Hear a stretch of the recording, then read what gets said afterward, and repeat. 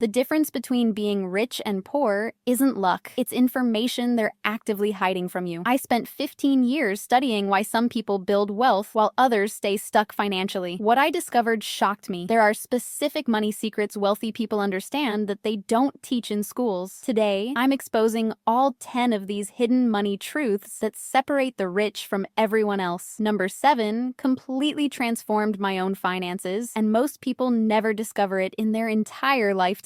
Let's start with the most uncomfortable truth about money. Your financial situation isn't random. It's the direct result of your money programming. Beliefs installed in your brain long before you could think critically about them. Think about it. How did you learn about money growing up? For most of us, it was watching our parents struggle, hearing phrases like, money doesn't grow on trees, or rich people are greedy. These messages became your subconscious operating system about wealth. The problem? Most people's money programming is riddled with limiting beliefs that guarantee financial struggle. If you were raised in a household where money was always tight, you absorbed specific beliefs about what's possible for you financially. This isn't your fault, but it is your responsibility to recognize and replace these limiting money beliefs. Because here's the brutal truth. Your income will rarely exceed your money mindset. Your financial thermostat is preset to a certain level of wealth, and until you adjust it, nothing else matters.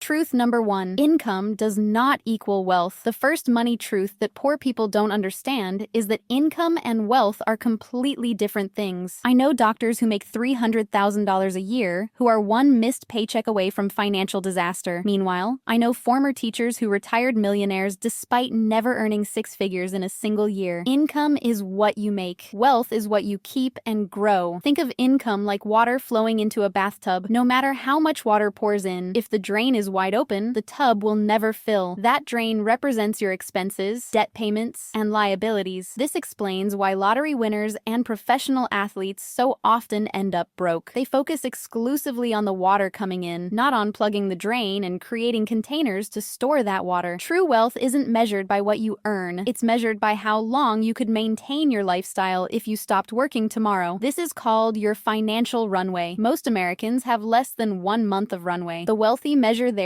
in years or decades. Truth number 2, the velocity of money. The second truth is something called the velocity of money, a concept the wealthy understand intimately, but is rarely taught to the average person. The velocity of money refers to how efficiently your money moves through different assets to generate returns. Poor and middle-class people typically have money that moves slowly or sits completely still. Let me explain. When you put $1,000 in a typical savings account, earning 0.1% interest, that money barely moves. After a year, you've earned just $1. That same $1,000 invested in an index fund historically returns around $100. That's 100 times faster velocity. But wealthy people take this concept much further. They create money machines where each dollar might touch 5 different investments in a single year, generating returns at each point. For example, they might use $100,000 as collateral for a low-interest loan, invest that loan in a cash-flowing business, use the business income to buy appreciating real estate, refinance the real estate to acquire more assets, and so on. Each dollar creates multiple streams of returns simultaneously. This is why the gap between rich and poor accelerates over time. It's not just that the wealthy have more dollars, it's that each of their dollars works significantly harder. Truth number 3, your social circle determines your net worth. The third money truth is one that makes many people uncomfortable. Your income will typically be the average of the 5 people you spend the most time with. This isn't just a motivational saying, it's backed by research. A landmark study from Harvard University showed that your probability of success is directly correlated to the success habits of your closest connections. If your 5 closest friends are all struggling financially, the harsh reality is that you've likely adopted their money habits, beliefs, and expectations. Their financial thermostat becomes yours by proximity. When I was broke, I realized my social circle consisted entirely of people who complained about money but never studied it. They were good people, but their financial habits were holding me back. As I started spending time with financially successful people, my own money behaviors shifted dramatically. This doesn't mean abandoning old friends. It means intentionally expanding your circle to include people who have already achieved what you want financially. The wealthy actively cultivate relationships with people who pull them up, while the poor often maintain relationships that keep them comfortable but stuck. Truth number 4, money is a magnifier, not not a changer. The fourth truth is that money doesn't change who you are. It magnifies who you already are. Poor people often think, when I have money, then I'll become disciplined, generous, responsible. This has it backward. You must become those things first. Then money follows and amplifies those existing qualities. If you're disorganized with $100, you'll be catastrophically disorganized with $100,000. If you're generous with $10, you'll be impactfully generous with $10,000. This is why lottery winners so often end up worse than before their windfall. The money didn't create new problems. It magnified existing patterns of behavior that were previously constrained by limited resources. The wealthy understand this principle, so they focus on developing the character and habits of wealth before they have significant money. They practice disciplined money management with small amounts, knowing these habits will scale with their net worth. Truth number 5, assets versus liabilities, the only distinction that matters. The fifth money truth is the fundamental distinction between assets and liabilities, a distinction most people get completely wrong. Here's the simple definition. Assets put money in your pocket. Liabilities take money out of your pocket. Poor and middle-class people spend their money on liabilities they think are assets. They buy expensive cars, electronics, and homes bigger than they need, believing these purchases are investments. Rich people focus relentlessly on acquiring assets that generate positive cash flow. Rental properties, dividend-paying stocks, businesses with recurring revenue, royalty-producing intellectual property, and other cash-generating investments. The average millionaire has 7+ income streams, not because they have 7+ jobs, but because they've systematically acquired assets that work for them around the clock. This one principle, understanding and applying the true definition of assets versus liabilities, has created more millionaires than any other financial concept, yet it's not taught in most schools. Truth number 6, taxes are largely optional for the informed. The sixth money truth is controversial but undeniable. The tax code is not primarily a set of rules to ensure everyone pays their fair share. It's a series of incentives designed to reward specific financial behaviors. Poor and middle-class people see taxes as an unavoidable obligation. The wealthy see the tax code as a list of instructions for how to legally minimize their tax burden by structuring their finances optimally. The average employee pays taxes on income, then spends what remains. Wealthy business owners earn income, spend on tax-deductible business expenses, and pay taxes only on what remains. This difference in sequence, taxes first versus taxes last, can mean the difference between paying 40% of your income in taxes versus 15% or even less. Understanding tax strategy isn't about evasion, it's about alignment. This knowledge gap costs the average American tens of thousands of dollars over their lifetime, money that could have been invested to create generational wealth. Truth number 7, compound interest is either your greatest ally or your worst enemy. The seventh money truth is the concept that transformed my own finances. Compound interest is the most powerful force in finance, but most people have it working against them, not for them. Albert Einstein allegedly called compound interest the 8th wonder of the world, saying, "He who understands it earns it. He who doesn't pays it." Compound interest means your money makes money, and then that money makes more money. It's exponential growth that starts slowly, but becomes unstoppable over time. Poor people have compound interest working against them through credit card debt, car loans, and other high-interest liabilities. Rich people have it working for them through investments, businesses, and cash-flowing assets. The wealthy understand this math and make decisions accordingly. They minimize interest paid out and maximize interest earned, even when it means short-term sacrifice. Truth number 8, money is made in the macro, saved in the micro. Poor and middle-class people obsess over saving pennies while ignoring the big financial levers that could transform their finances. They clip coupons to save $30 on groceries while missing opportunities to increase their income by $30,000 through skills development or career moves. Don't misunderstand. Frugality matters, but it has limits. You can only cut expenses so far, but your income potential is theoretically unlimited. Rich people focus on the big money moves first: career advancement, business creation, strategic investments, and leveraging their unique abilities. Then they apply smart frugality to maximize the efficiency of their growing income. This balanced approach, focusing on income generation while maintaining reasonable cost control, creates a powerful wealth-building building engine that accelerates over time. Truth number 9, the Pareto principle of wealth. The ninth money truth is the application of the Pareto principle to wealth building. 80% of your financial outcomes come from 20% of your financial activities. Poor people often scatter their focus across dozens of financial priorities, making minimal progress on each. Wealthy people identify the vital few actions that drive the majority of financial results and execute them with relentless consistency. For most people, the 20% that drives 80% of wealth includes developing rare and valuable skills, maintaining a high savings rate, 15% plus of income, strategic tax planning, long-term stock market or business investments, building and leveraging professional relationships. Everything else, budgeting apps, rewards, credit cards, bank account bonuses, might help around the edges, but won't fundamentally change your financial trajectory. By focusing your limited time and energy on these high-leverage activities, you can achieve dramatically better results with less effort. This is how the wealthy simplify the wealth-building process while still outperforming those who are constantly busy with low-impact financial tasks. Truth number 10, financial freedom is purchased with discomfort. The final and perhaps most important money truth is that financial freedom has a price, and that price is measured in strategic discomfort. Poor people organize their lives around comfort today. Rich people organize their lives around freedom tomorrow. Every financially successful person I've studied has embraced strategic discomfort, doing what's difficult but important rather than what's easy but ultimately unfulfilling. They lived below their means when peers were showing off with expensive purchases. They worked nights and weekends on businesses or investments while others were relaxing. They invested in their skills and knowledge when others were consuming entertainment. To be clear, this isn't about living a joyless life of constant sacrifice. It's about understanding that temporary, strategic discomfort is the price of admission for lasting financial freedom. The wealthy eventually reach a tipping point where their assets generate enough passive income to cover their expenses. This is true financial freedom, when working becomes a choice rather than a necessity. But this crossover point rarely happens by accident. It's the result of years of intentional decisions that prioritized long-term freedom over short-term comfort, the challenge most people never overcome. Now let's address the biggest challenge that prevents most people from applying these money truths. Financial education isn't taught in traditional schools, and what is taught often benefits the institutions, not the individuals. Think about it. Who teaches most financial education? Banks, credit card companies, and investment firms with products to sell. Their incentives aren't aligned with your financial independence. This is why the wealthy take personal responsibility for their financial education. They read books, attend seminars, find mentors, and study successful people. They know that financial ignorance is extremely expensive. The good news is that all of these money truths can be learned and applied regardless of your starting point. I've seen people transform their financial lives in as little as 2 to 3 years by systematically implementing these principles. The key is to start with your money mindset, recognizing and replacing limiting beliefs with empowering ones, and then methodically applying each truth to your specific situation. Begin by tracking every dollar for 30 days to understand your current financial reality. Then focus on increasing your earning potential through skills development while simultaneously identifying and eliminating financial leaks. Start building your first income-producing asset, no matter how small, and watch as compound interest begins working in your favor. Most importantly, surround yourself with people who think differently about money, people who can elevate your financial understanding and hold you accountable to your wealth-building goals. The gap between rich and poor isn't primarily about resource access anymore. It's about information access and application. And you now have information that puts you ahead of 95% of the population. The question is, what will you do with it?